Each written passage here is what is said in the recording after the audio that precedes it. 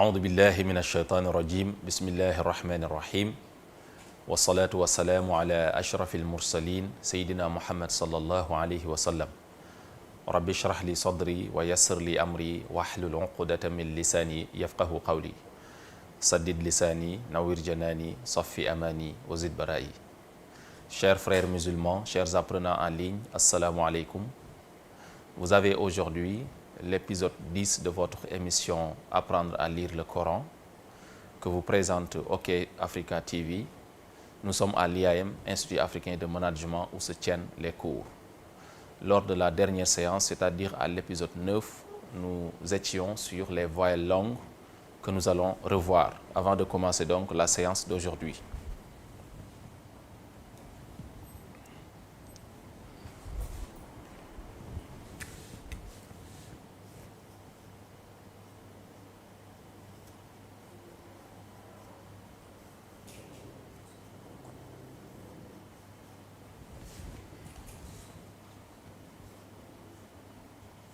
Les voyelles longues que sont ces trois lettres, alif, ya et waw. À l'épisode 5, nous avons vu les voyelles courtes où la prononciation des lettres est courte. Et à partir de l'épisode 9, il fallait donc prononcer certaines lettres de manière plus longue que d'habitude. Et cela se fera à l'aide des trois lettres que nous voyons ici. Alif, pour rendre donc le fatha plus long, ya pour rendre le kasra plus long et waw pour rendre le damma plus long. Exemple 1, on a le fatha. Le fatha qui est la voyelle A. On le tire à l'aide du alif et on a maintenant A. Exemple, on peut voir quelques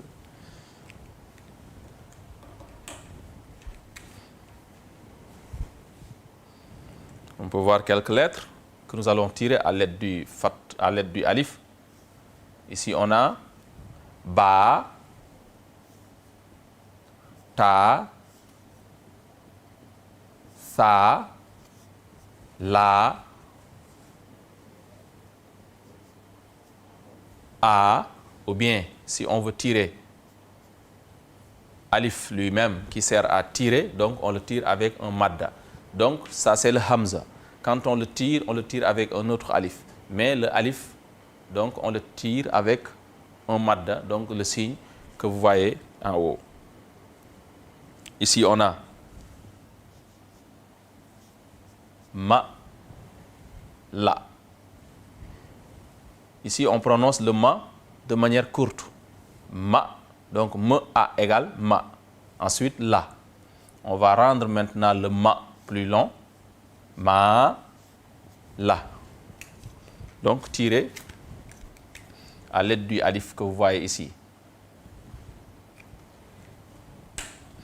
On peut voir aussi sa, la. On va prononcer le sa maintenant de manière plus longue à l'aide du alif, ce qui va donner sa, la.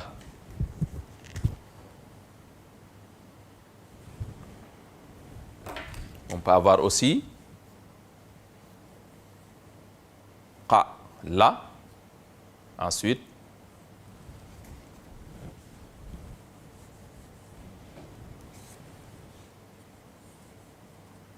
qa, la.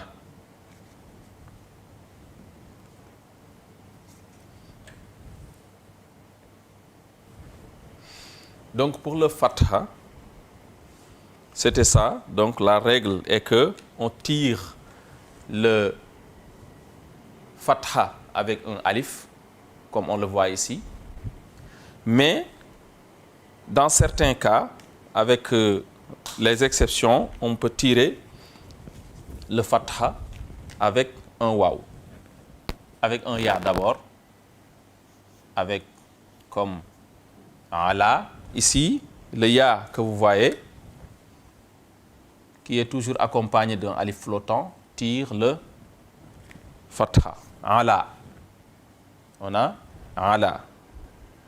On peut voir un autre mot aussi où l'on va tirer le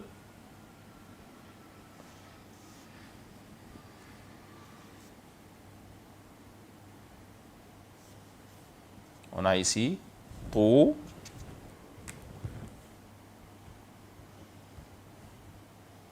touba. On a ici touba. Avec touba,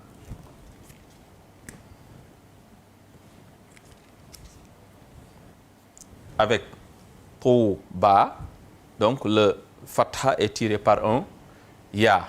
Et dans ce cas, le ya n'a pas les 2 points. Et il est accompagné d'un alif qui indique donc que c'est le fatha qui est tiré à l'aide de ce ya. On peut voir aussi une autre exception, le fatha toujours tiré par le waw, avec un mot comme salata. C'était donc pour le fatha en guise de révision. Nous allons voir maintenant le kasra. Allahu Akbar, Allahu Akbar. Le kasra.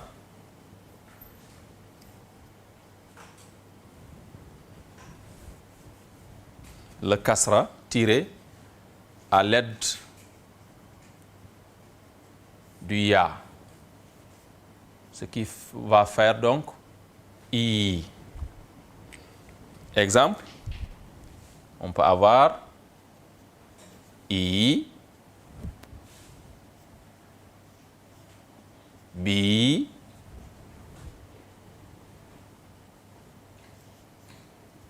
li,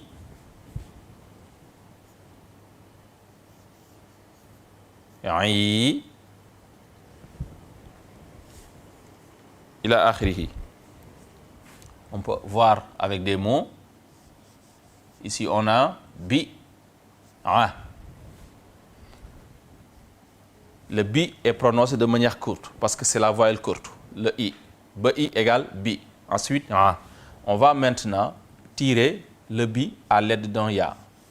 Ce qui va donner bi, a.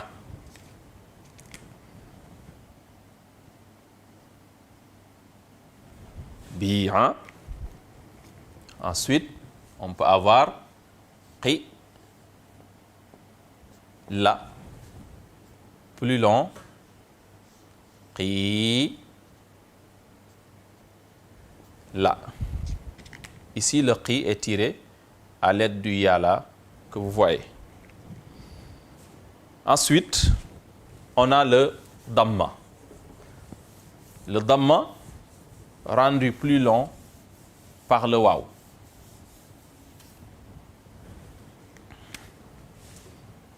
Troisièmement, le damma.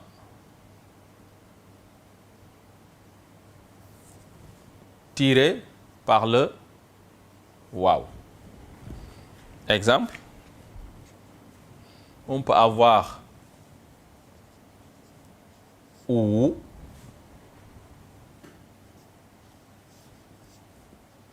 fu, ju, ku,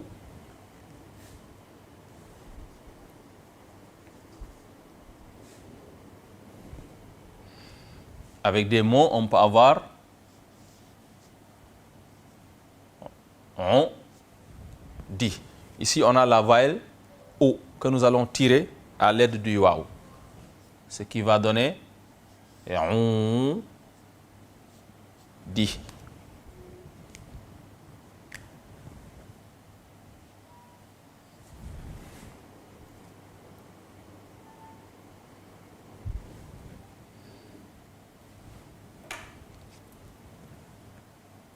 On a ici qu, li. Nous allons rendre le qu plus long en ajoutant un waw, qu, li. Et ce qu'il faut retenir aussi est que une lettre qui sert à tirer n'a jamais de voyelle. c'est-à-dire le alif, le ya et le waw, quand ils servent de voyelles longues, elles n'ont pas de voyelles à leur tour. Donc, c'était ça ce que nous voudrions vous proposer en guise de révision pour la séance précédente. Nous allons commencer maintenant la séance d'aujourd'hui avec le tanwin. Allahu Akbar, Allahu Akbar.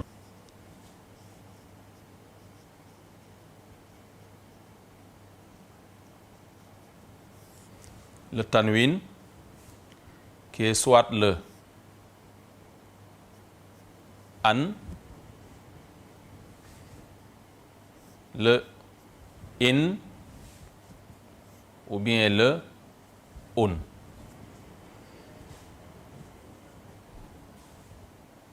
Et dans le Coran, on peut voir quelquefois le un comme ça, ou bien avec avec la machine un caractère plus spécial comme ça. Donc ça va équivaloir à un. Donc on a ici un et un. Ça dépend du livre que nous allons utiliser, mais un, maintenant on peut le voir ainsi. Quelquefois on peut le voir ainsi, quelquefois on peut le voir ainsi. Ça dépend de la lettre qui suit le un avec les règles de tajwid que nous allons voir donc plus tard. Pour le tanwin aussi, on va dire premièrement le fatha. Le fatha, c'est-à-dire le tanwin du fatha qui va se lire an. Ok. On va souligner d'abord que le tanwin, c'est le doublement de la voyelle. On peut doubler le fatha, c'est un tanwin. On peut doubler le kasra, c'est un tanwin. On peut doubler le damma aussi, c'est un tanwin. On double le fatha, on a an. On double le kasra, on a in. Et on double le damma, on a un. Mais le tanwin se place toujours en fin de mot. Donc on ne peut pas voir jamais, au plus grand jamais, le tanwin au milieu ou bien en début d'un mot. Autre chose à relever aussi est que le tanwin correspond à l'article indéfini, un, une et des par rapport au français. Donc ça exprime l'article indéfini, un, une, des. Ça se place toujours en fin de mot. Et en cela, le tanwin donc va s'opposer au al que nous allons voir dans une autre séance, Inch'Allah. Mais le fatha doublé, ça va donner donc le son an. Exemple, on peut l'appliquer sur certaines lettres. On a ici fan,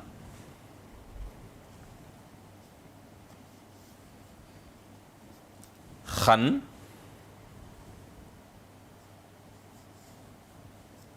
an,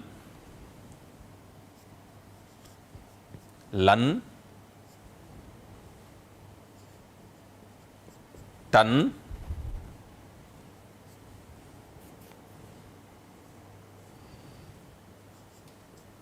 an. Ce qu'il faut remarquer aussi est que le tanwin du fatha est toujours accompagné d'un alif à la fin, d'un alif neutre qui ne se lit pas. Donc ce alif qui ne se prononce pas, c'est ce alif qui accompagne le tanwin du fatha. On a ici fan avec le alif, khan avec le alif, an avec le alif et lan avec le alif. On a un lam alif parce que dans la tradition arabe, à chaque fois qu'on a un lam suivi d'un alif, on forme le lam alif. Donc ici, on a ici le lam plus le alif qui accompagne le tanwin. Ensuite, il y a une exception par rapport, ou bien des exceptions par rapport à cette règle, comme quoi le tanwin du fatha est toujours accompagné d'un alif neutre qui ne se lit pas. Quelques lettres comme le ta marbuta, tan, le ta marbuta, avec le an, n'est pas accompagné d'un alif, de ce alif neutre. Le hamza aussi, quand il subit le tanwin, quelquefois, il n'est pas accompagné de ce alif neutre. Mais quelquefois aussi, le hamza est accompagné de ce alif. On peut voir le tanwin avec des mots. On peut voir ici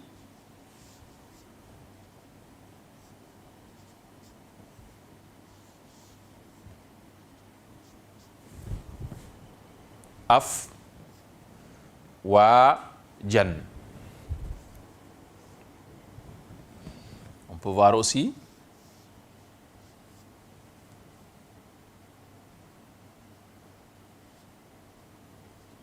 tayran. On peut voir encore ma lan. On peut voir aussi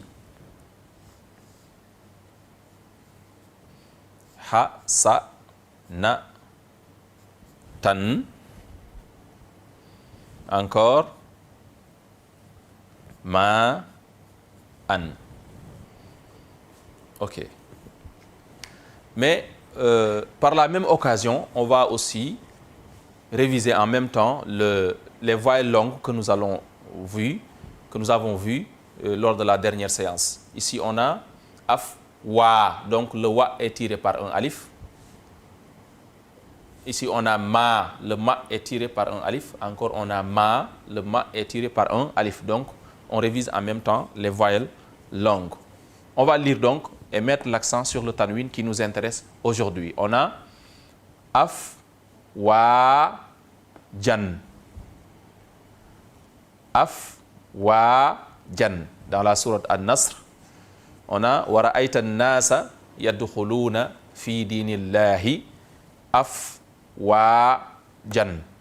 Af, wa, jan. Ensuite, on a un autre mot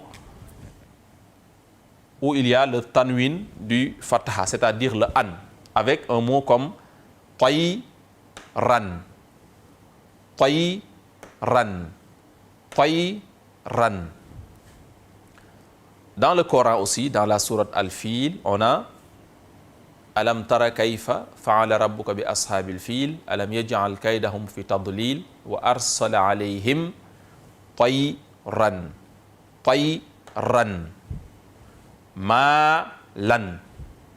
Malan wa addada. Malan ou bien malaw, si on applique le tajwid, malaw wa addada. Donc ici on a, c'est le an qui nous intéresse. On est à la lecture basique. Donc on va pas pour le moment appliquer le tajwid. Donc on va dire malan. Malan. Dans la sourate Humaza, on a malan wa addadahu. Donc malan. Ensuite, on a hasanatan.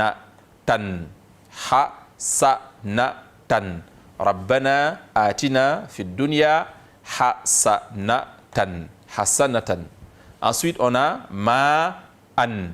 Ma'an. Ma'an. Donc, ce qu'on avait dit sur le tanwin avec le fatha, sa position, c'est toujours la fin du mot. Avec le fatha, le kasra ou le dhamma, donc le tanwin, sa position, c'est toujours la fin du mot. Mais la particularité du fatha, c'est toujours le alif neutre qui l'accompagne et qui ne se prononce pas. Donc ici, on a afwa jan. Le alif ne se lit pas. Tayran. Le alif ne se lit pas. Ma lan. Hasanatan.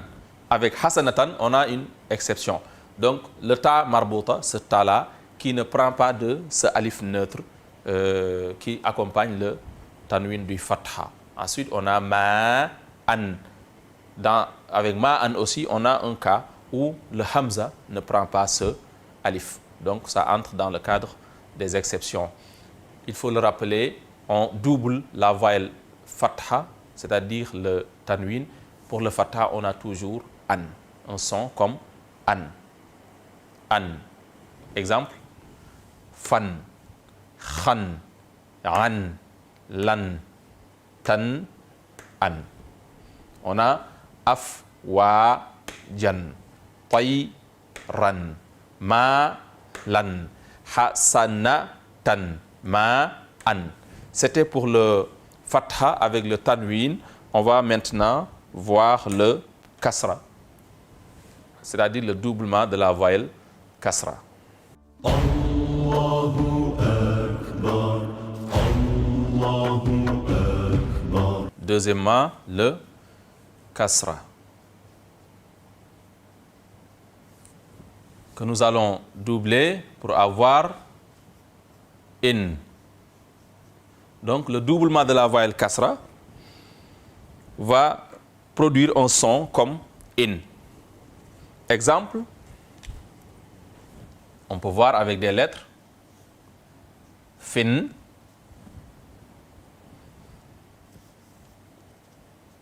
khin, ain, lin, tin, in.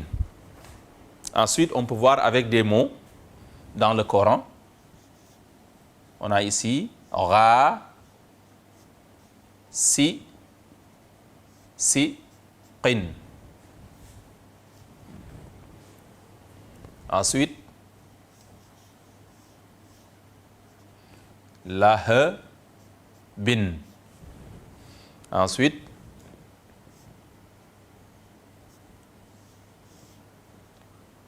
tad,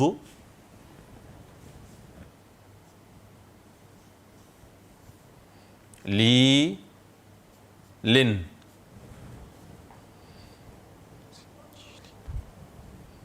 On peut voir aussi ma, ku, lin.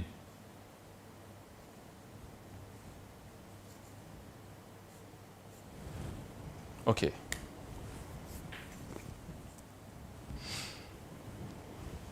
Ici, on a des mots tirés du Coran. D'abord, on applique le in sur des lettres avec fin, khin, ain, lin, tin, in. Ensuite, on applique le même principe, c'est-à-dire le in avec le doublement de la voyelle kasra sur des mots. Et on avait dit que la place du tanwin par rapport à un mot, c'est toujours à la fin, ni au début, ni au milieu. Donc, seulement à la fin. Ici, on a ghasiqin. Qul a'udhu bi rabbil falaq min sharri ma khalaq wa min sharri ghasiqin. Ghasiqin. Ensuite, on a tabbat yada abi lahabin. Lahabin. Avec le doublement donc du kasra. On a aussi tadlilin. Tadlilin. Alam tara kayfa fa'ala rabbuka bi ashabil fil alam yaj'al kaydahum fi tadlilin. Tadlilin. Faja'alahum ka'asfin ma'kulin. Toujours donc le in. On va souligner ça. Toujours le in. Le in.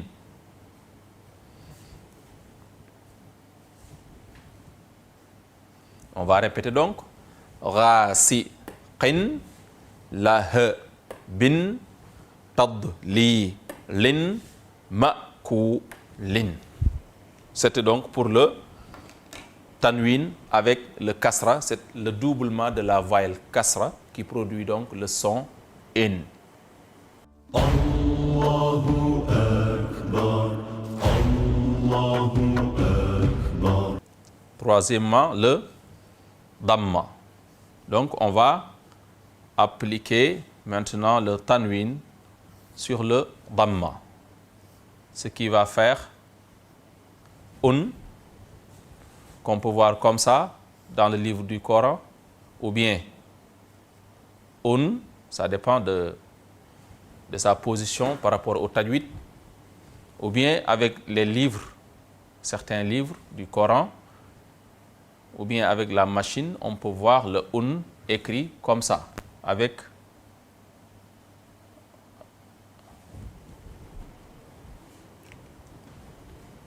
et ça donne comme son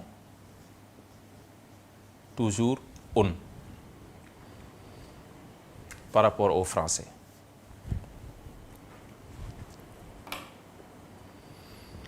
On peut voir les mêmes lettres que précédemment. On a ici fun,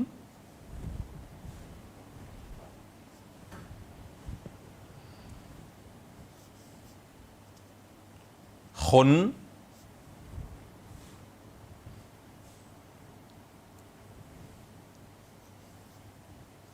on,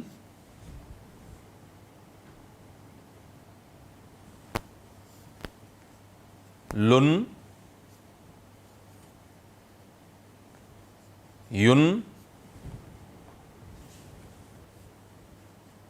un. Quand on a le alif, on a le même son, parce que le alif, comme on l'avait relevé, est une lettre qui est donc phonétiquement neutre. Si on applique le tanwin donc sur le alif, ça reste le même son. Donc ici on a un sans aucune consonne que ce soit. Mais si, avec la voyelle, avec la consonne alif aussi, on a le un. Et pour avoir des mots, on va voir d'abord avec le ta marbuta et le hamza, on a toujours un. Donc le hamza suit toujours la même logique que le alif. Donc un égale un. Avec des mots, on peut voir a, ha, dun, hab, lun, abi, dun. أعوذ بالله من الشيطان الرجيم بسم الله الرحمن الرحيم قل هو الله أحد أحد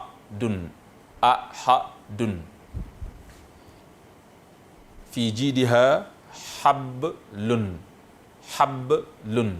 avec تبت يدا أبي لهب وطب ما أغنى عنه ماله وما كسب سيصلى نارا ذات لهب وامرأته حمالة الحطب في جيدها حبل.